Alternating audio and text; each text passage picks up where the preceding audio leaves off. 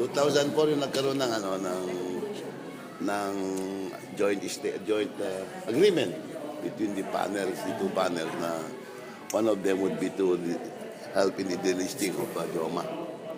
Yun.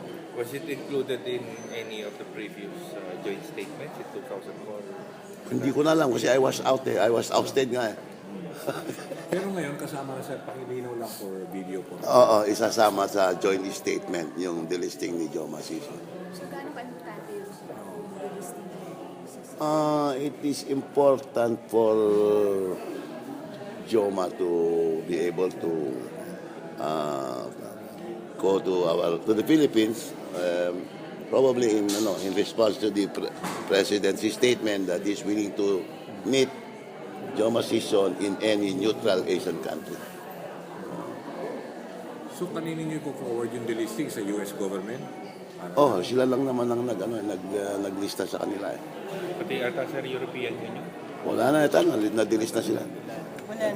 Na-delist na sila. Is there a timeline kung kailan talaga yung meeting in a neutral country and where exactly? Wala kaming It's a statement which we read while we were here already.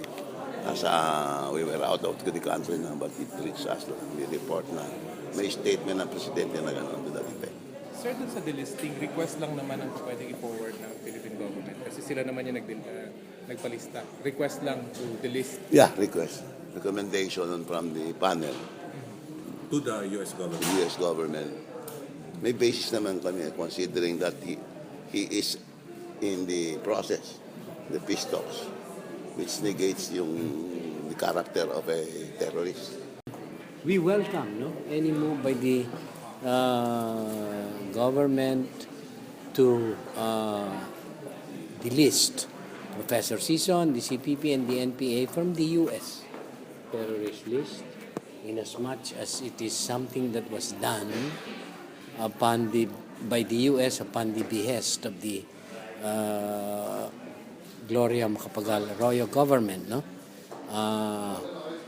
If such a move would, of course, facilitate the meeting between Professor Season and President Duterte in a foreign neutral country, as mentioned by President Duterte.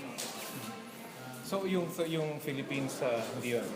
You don't consider it as a neutral place. Kahit nasa talks kung sakali How can the Philippines be a foreign neutral venue? Hindi siya neutral country. It's not a neutral country. It's it is the Philippines. And the GRP is the power sitting in Malacanang, no? Ano ba yung experience po ng NDFP pagka sa Pilipinas ginagawa yung talks? Noong 1987, when we had the talks in the Philippines, what happened was our panel was constantly put on surveillance, and then immediately after when the peace negotiations broke down, so many were arrested from the consultants that came out, and others were killed. No?